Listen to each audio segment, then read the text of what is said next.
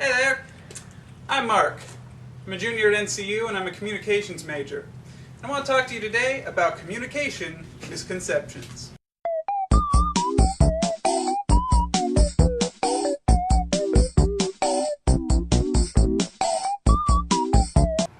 Have you ever heard the statistic that 93% of all communication is non-verbal?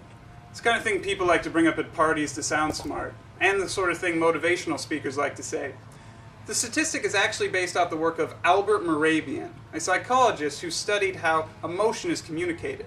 Now, his study did find that most of the emotional content of a message is communicated non-verbally, at least as far as figuring out what the speaker actually means. Your words might say one thing. Oh joy, meatloaf. Yes, let's have that for dinner. But mean something completely different. I hate meatloaf! Ah! However, this does not mean that 93% of all communication is nonverbal. There are some things you kind of have to say with words.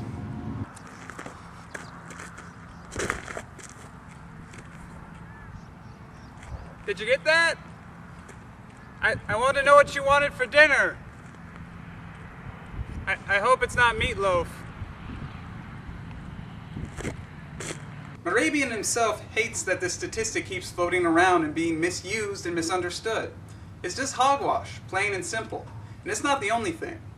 Have you ever heard that you can tell how someone's feeling by their posture? And for example, when someone's holding their arms like this, it means they're angry, defensive, or cold?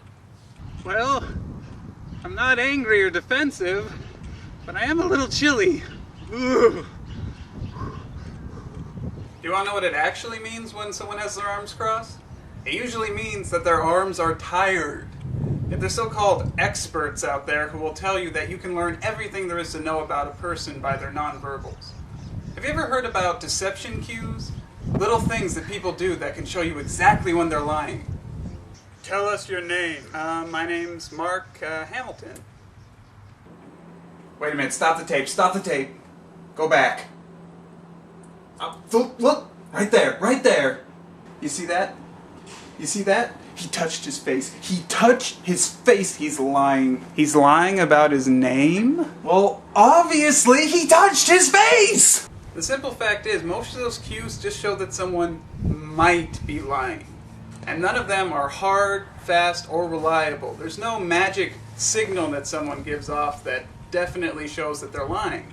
And a lot of the signals that experts talk about also show up when people are just nervous.